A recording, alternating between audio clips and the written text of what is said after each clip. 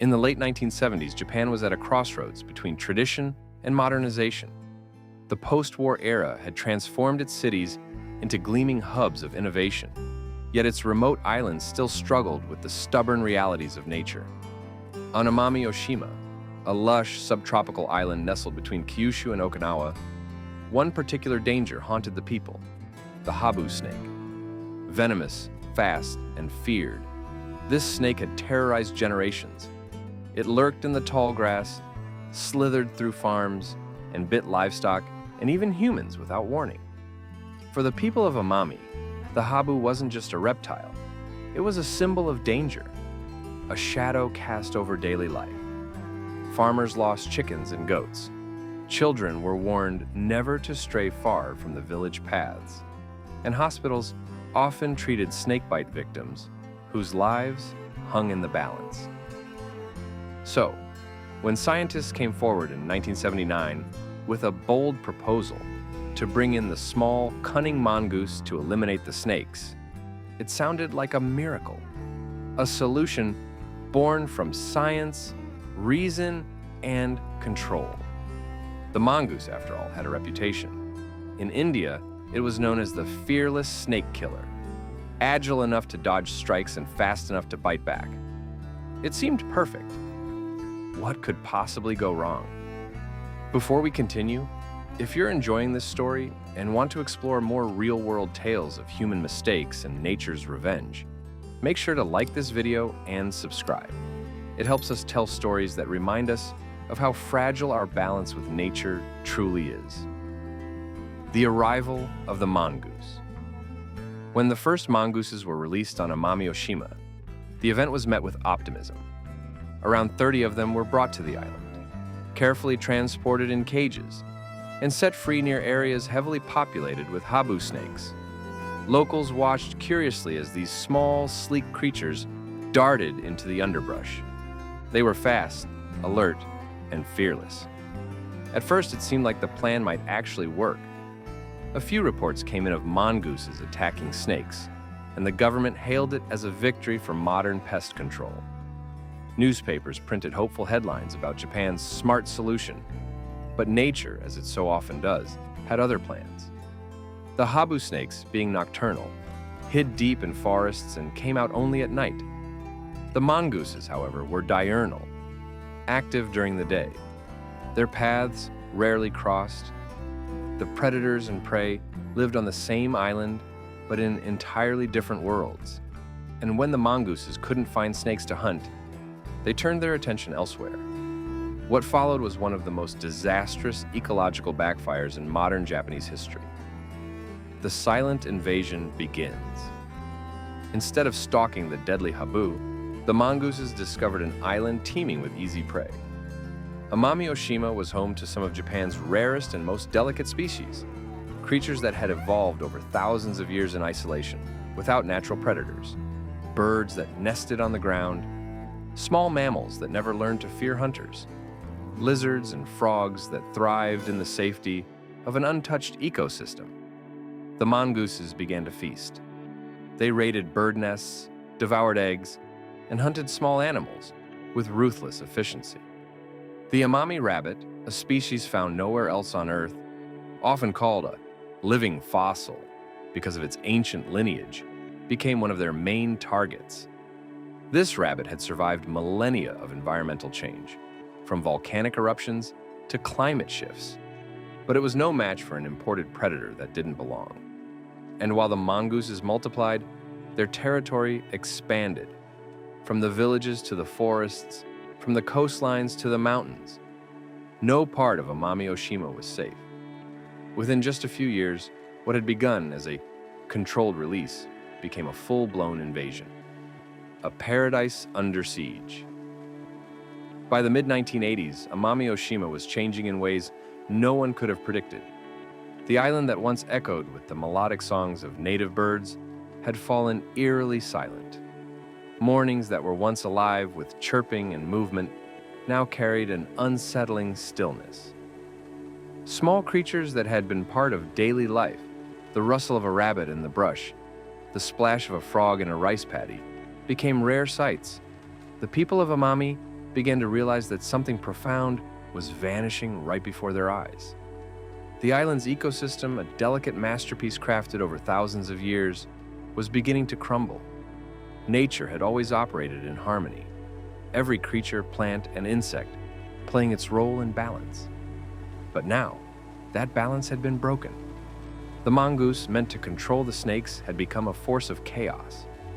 Where once there was diversity, now there was destruction. Scientists who came to study the island were stunned by what they saw. Their early optimism had turned into disbelief. The mongoose population wasn't merely surviving, it was thriving beyond expectation. With no natural predators to keep them in check, they had multiplied at an alarming rate.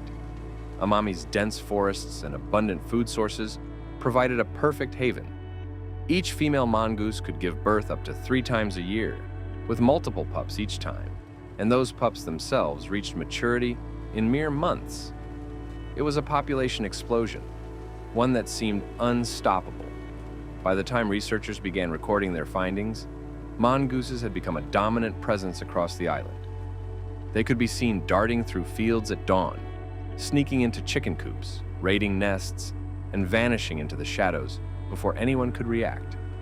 Farmers found their crops disturbed, their poultry killed, their land overtaken by a species that didn't belong. The once vibrant forests of Amami now hid a quiet war between invader and native, predator and prey, and the natives were losing. Before long, the mongoose population had swelled into the thousands. Their numbers were staggering, far beyond what any ecological model had predicted. Each passing season brought more destruction, more loss, and less hope. The snakes, ironically the very creatures the mongooses were brought to eliminate, were still there. In fact, their numbers had hardly changed. The mongoose and the snake had found a grim coexistence, sharing the island like two kings, ruling over different empires of ruin. The mongoose preferred daylight. The snakes ruled the night. They rarely clashed, and so neither population suffered. Instead, it was everything else that paid the price. The birds, the frogs, the rabbits, the delicate creatures that defined Amami's natural identity. And with every passing year, the situation grew worse. The people of the island began to call it an invisible disaster. There were no fires, no storms, no floods, yet the destruction was everywhere. It crept silently through the undergrowth, slithered between the trees, and hid beneath the canopy. The land that had once been a paradise of life was now a paradise under siege, attacked not by an external enemy, but by a mistake born of human hands. The irony was cruel. The mongooses had been introduced to protect the people from a predator, yet now they had become the predator themselves. They didn't discriminate. To them, every small creature was prey. The balance that had kept the island alive for millennia was shattered in less than a decade. By the late 1980s, Amami-Oshima was unrecognizable to those who had known it before. The loss wasn't just ecological, it was emotional.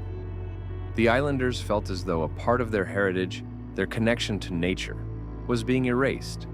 And as the forests grew quieter and the nights darker, one truth became impossible to ignore. The solution had failed. What began as a plan to save Amami had become its undoing. The snake problem that had haunted the island for generations now seemed almost trivial compared to what followed. Because now, Amami wasn't just home to one menace, it was home to two, and one of them had been invited in. The battle for the island's future had already begun, and the outcome would haunt Japan for decades to come. The human realization. By the early 1990s, the government could no longer ignore the crisis. Environmentalists, researchers, and even local residents began raising alarm bells. The mongoose, which was once hailed as a hero, was now declared an invader. Reports surfaced showing that several native species were on the brink of extinction. The Amami rabbit population had dropped dramatically. Ground-nesting birds were vanishing, amphibians and reptiles were being wiped out, and the mongooses, once just a few dozen, were now estimated to number over 10,000.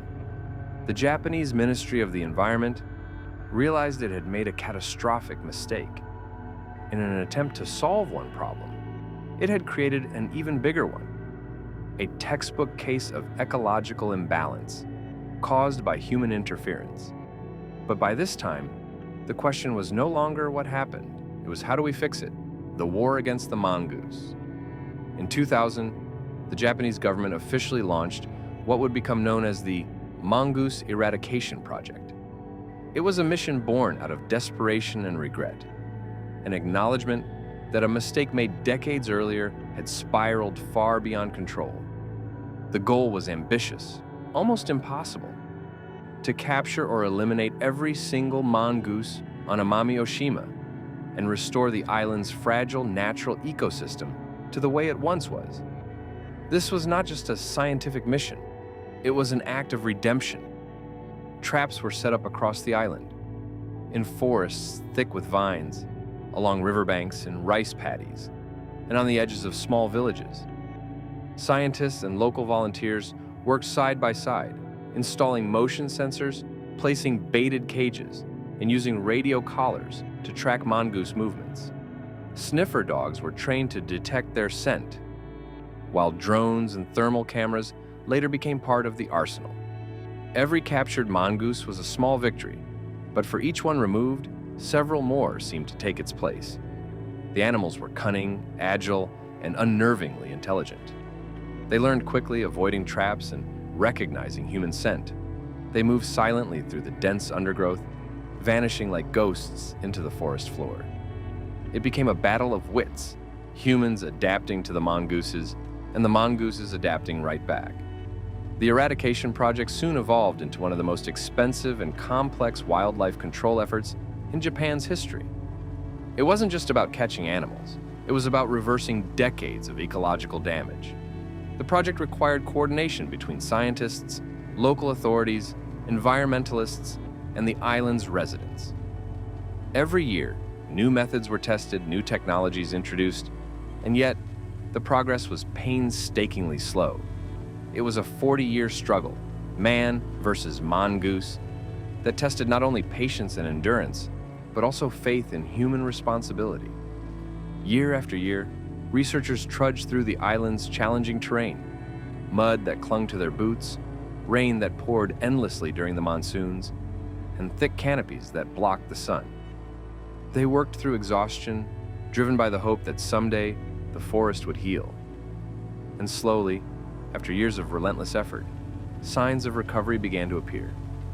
By the early 2010s, the mongoose population had dropped dramatically. Native species once thought to be on the brink of extinction started to return. The elusive Amami rabbit, a symbol of the island's unique biodiversity, began to multiply again. The forests that had once fallen silent started to hum faintly with life. But even with this success, the scars of what had been lost remained. Entire generations of native species were gone forever, erased from existence before anyone could save them. The ecosystem that returned was not the same as before. It was changed, reshaped by decades of imbalance. The victory, though celebrated, carried the weight of sorrow, a bittersweet reminder that while nature can recover, it never forgets. The Mongoose Eradication Project became more than a campaign. It became a reflection of humanity's long struggle to undo its own mistakes. The ecological consequences. The mongoose invasion didn't just harm animals, it reshaped the island's entire ecological fabric. What began as a targeted attempt to remove one species had triggered a chain reaction that rippled through every layer of life on Miyake-jima. The disappearance of small creatures, frogs, lizards, birds, and mammals, sent shockwaves through the food chain. Predators that relied on these animals struggled to find food, while insects that were once kept in check began to multiply uncontrollably. Swarms of pests infested crops, and the once lush forests began showing signs of imbalance. Even the plants themselves were affected. Many depended on small animals to spread their seeds, and as those animals vanished, certain plant species stopped regenerating altogether. Nature, as scientists often remind us, is like an intricately woven web. Disturb one strand, and the entire structure trembles. But on Amami Oshima, it wasn't just a tremor, it was a tearing apart. The connections that had evolved over thousands of years, predator and prey, plant and pollinator, soil and seed, were unraveling all at once. Streams once clear and vibrant became murkier as the natural filtration provided by aquatic life disappeared.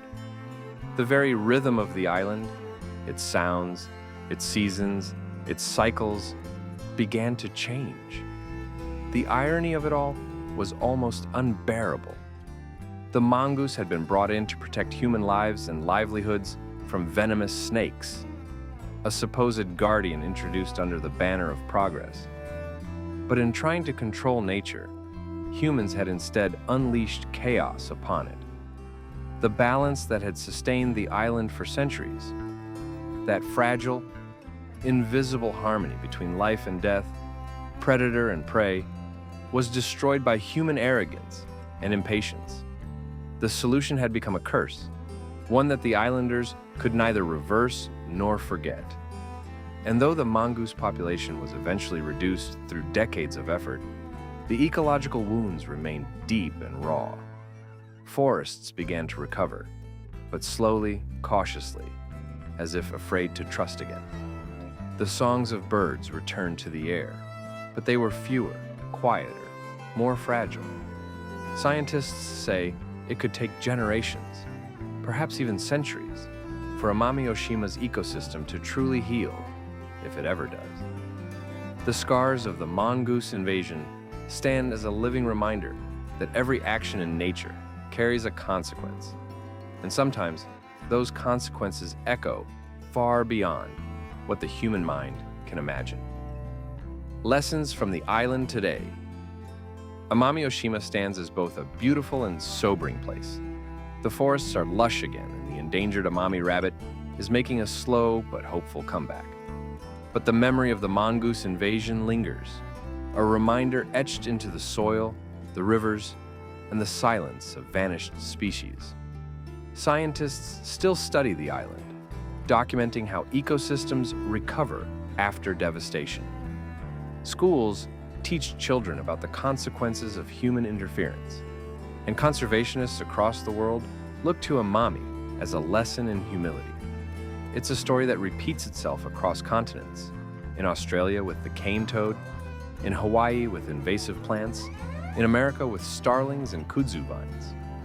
Humanity's attempts to fix nature often end in regret. The mongoose invasion of Japan wasn't just a scientific error. It was a mirror held up to human ambition, showing how even the best intentions can spiral into disaster when we underestimate the complexity of nature. The regret that echoes through time. Nearly half a century has passed since the first mongooses were released, but their story still echoes across Japan's environmental history. The islanders of Amami speak of it not with anger, but with a quiet sadness. They've watched generations of creatures vanish, ecosystems shift, and balance restored only through relentless effort. And yet, even now, mongooses still roam the island's corners, fewer in number, but still there.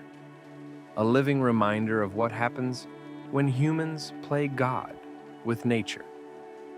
Scientists say that eradicating every single mongoose is nearly impossible, but perhaps total elimination isn't the point. Perhaps the lesson lies in coexistence, in understanding that the price of every human action reverberates far beyond our intentions. The final reflection. There's a haunting poetry to the story of Amami Oshima. A small island, a deadly snake, a quick fix, and a disaster that spanned generations. The mongoose didn't know it was a villain.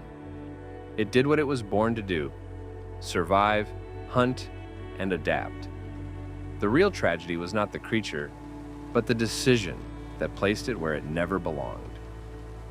As the waves crash against Amami's shores and the forests whisper in the wind, the island tells a story, not of monsters, but of mistakes, of how one choice, made in the name of progress, can reshape an entire world. And so, as the sun sets over Japan's southern islands, the lesson remains clear: nature doesn't need fixing, it needs understanding.